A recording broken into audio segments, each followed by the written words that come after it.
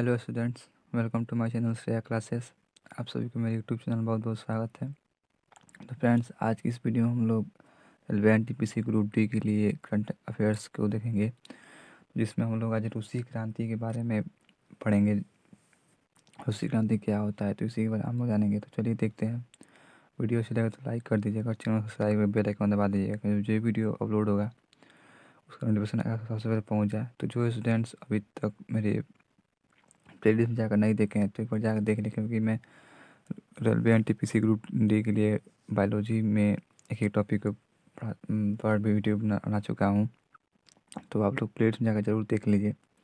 चलिए स्टार्ट करते हैं। रूसी क्रांति। समाजवाद शब्द का प्रयोग सर्वप्रथम रॉबर्ट ओवेन ने किया था। जो समाजवाद शब्द का जो प्रयोग था वो सर्वप्रथम रॉबर्ट ओवेन ने किया था। वह वेल्स का रहने वाला था। जो रॉबर्ट ओवेन थे वे वेल्स का रहने वाले थे। उसके बाद है आदर्शवादी समाजवाद का प्रवक्ता रॉबर्ट ओवेन को माना जाता है। जो आदर्शवादी समाजवाद का प्रवक्ता होता है वो रॉबर्ट ओवेन को माना जाता है। वैज्ञानिक समाजवादिता का संस्थापक कार्ल मार्क्स था। जो वैज्ञानिक समाजवादिता का संस्थापक था वो कार्ल मार्क्स था। कार्ल मार्क्स जर्मनी का निवासी था और कार्ल मार्क्स जर्मनी का रहने वाला था। कार्ल मार्क्स ने दास कैपिटल और कम्युनिस्ट मैनिफेस्टो नामक पुस्तक लिखी है। जो कार्ल मार्क्स है वो दास कैपिटल और कम्युनिस्ट मैनिफेस्टो नामक पुस्तक किताब लिखी हुई है। फ्रांसीसी साम्यवाद का जनक सेंट साइमन को माना जाता है। जो फ्रांसीसी साम्यवाद का जनक है उनको कौन से हैं, तो सेंट साइमन को माना जाता है। फेबियन सोशलिज्म का नेतृत्व जॉर्ज बोडानशाह ने किया। तो फेबियन सोशलिज्म का नेतृत्व जो किया था वो कौन है, जॉर्ज बोडानशाह ने किया। लंदन में फेबियन सोसाइटी की स्थापना 1884 ईस्वी में हुई। लंदन में 1884 ईस्वी में लंदन में फेबियन सोसाइटी की स्थापना हुई थी। दुनिया के मजदूरों एक हो का नारा कार्ल मार्क्स ने दिया। दुनिया के मजदूरों एक हो का नारा किसने दिया था, कार्ल मार्क्स ने ही दिया था। उसके बाद रूस के शासक को जार कहा जाता था। जो रूस के शासक थे उसको जार कहा जाता था। यह जारशाही व्यवस्था मार्च 1917 ईस्वी में समाप्त हुई। और जो ये जारशाही व्यवस्था थी वो मार्च 1917 में समाप्त हुई। जार मुक्तिदाता के नाम से अलेक्जेंडर द्वितीय को जाना जाता है। जो जार मुक्तिदाता के नाम से क्या होता है कि अलेक्जेंडर द्वितीय को जाना जाता है। रूस का अंतिम जार शासक जार निकोलस द्वितीय था। जो रूस का जो अंतिम जार शासक था वो जार निकोलस था। 1917 ईस्वी में रूसी क्रांति के तात्कालिक कारण प्रथम विश्व युद्ध में रूस की पराजय थी। जो 1917 ईस्वी में जो रूस का क्रांति का तात्कालिक कारण था वो प्रथम विश्व युद्ध में रूस की पराजय थी। 7 नवंबर 1917 ईस्वी को बेल्शेविक क्रांति का नेता लेनिन था। 7 नवंबर 1917 ईस्वी को बोल्शेविक क्रांति का नेता लेनिन था। लेनिन ने चेका का संगठन किया था। जो लेनिन था वो चेका का संगठन किया था। लाल सेना का संगठन ट्रास्टकी ने किया था। जो लाल सेना का संगठन था वो ट्राट्स्की ने किया था। रूस के जार शासक अलेक्जेंडर द्वितीय की हत्या बम विस्फोट में हुई।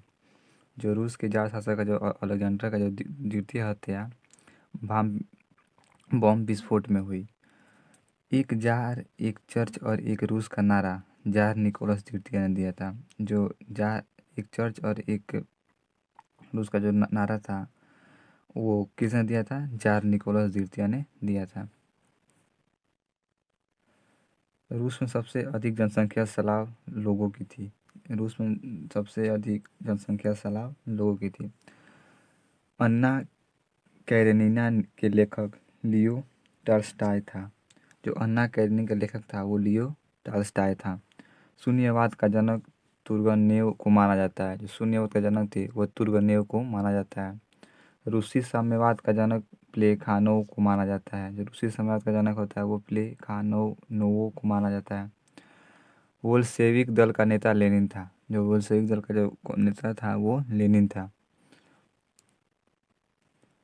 16 अप्रैल 1917 ईस्वी में लेनिन ने रूस में क्रांतिकारी योजना प्रकाशित की, जो अप्रैल थीसिस के नाम से जानी जाती है। क्या हुआ था, जो 16 अप्रैल 1917 ईस्वी में जो लेनिन ने रूस में क्रांतिकारी योजना का प्रकाशित की थी, वो अप्रैल थीसिस के नाम से जानी जाती है। 1921 ईस्वी में लेनिन ने रूस में नई आर्थिक नीति लागू की। कब लागू हुई नई आर्थिक नीति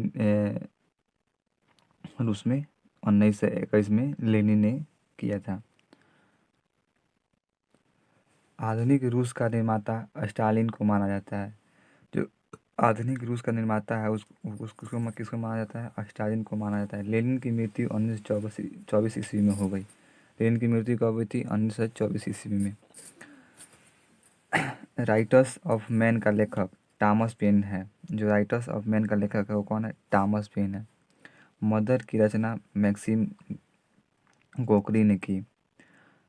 अस्थायी क्रांति के सिद्धांत का प्रवर्तक ट्रॉट्स्की था। प्रथम विश्व युद्ध के दौरान लेनिन का नारा था, युद्ध का अंत करो। प्रथम विश्व युद्ध के लेनिन का नारा क्या था? युद्ध का अंत करो। कार्ल मार्क्स का आजीवन साथी रहा फ्रेडरिक एंजल्स। तो कार्ल मार्क्स का जो आजीवन साथी था वो कौन था? Frederick angels. तो अभी तक हम रूसी क्रांति देखे, अब आइए थोड़ा बहुत हम लोग औद्योगिक क्रांति के भी बारे में जान लें। तो ये औद्योगिक क्रांति है। औद्योगिक क्रांति की शुरुआत इंग्लैंड में हुई, क्योंकि इंग्लैंड के पास उपनिवेशों के कारण कच्चे माल और पूंजी की अधिकता थी। क्या हुआ था, जो औद्योगिक क्रांति की शुरुआत हुई थी वो इंग्लैंड में हुई थी, क्योंकि इंग्लैंड के पास उपनिवेशों में के कारण उसके पास कच्ची माल और पूंजी की अधिकता थी। इंग्लैंड में औद्योगिक क्रांति की शुरुआत सूती कपड़ा उद्योग से हुई। जो इंग्लैंड में औद्योगिक क्रांति की जो शुरुआत हुई वो सूती कपड़ा के उद्योग से हुई थी। सबसे पहले स्कॉटलैंड में मैकेडम नामक व्यक्ति ने पक्की सड़कें बनाने की विधि निकाली। सबसे पहले स्कॉटलैंड में मैकडेम नामक व्यक्ति ने पक्की जो सड़क हुई हुई उसको बनाने की जो विधि निकाली। 1761 ईस्वी में ब्रिंडले नामक इंजीनियर ने मैनचेस्टर से वर्सले तक नहर बनाई। अब क्या हुआ, जो 1761 ईस्वी में ब्रिंडले नामक जो इंजीनियर थी ने वो इंजीनियर ने मैनचेस्टर से वर्सले तक नहर बनाई। 1814 ईस्वी में जॉर्ज स्टीफेंसन ने पहला भाप से चलने वाला रेल इंजन रॉकेट बनाया। 1814 ईस्वी में जॉर्ज स्टीफेंसन ने पहला भाप से चलने वाला रेल इंजन रॉकेट बनाया। औद्योगिक क्रांति की दौड़ में जर्मनी इंग्लैंड का प्रतिनिधित्व था। औद्योगिक क्रांति की दौड़ में क्या हुआ था कि जर्मनी इंग्लैंड का प्रतिनिधित्व था। तो उम्मीद करता हूँ आप लोगों को वीडियो लगी होगी। तो वीडियो कैसे लाइक कमेंट में ज़रूर बताइएगा, और एक बार प्लेलिस्ट में जाकर जरूर बायोलॉजी का वीडियो अपलोड है रेलेवेंट एनटीपीसी ग्रुप डी के लिए, तो ज़रूर देखिएगा। तो फिर मिलते हैं नेक्स्ट वीडियो में। तब तक धन्यवाद। जय हिंद, जय भारत।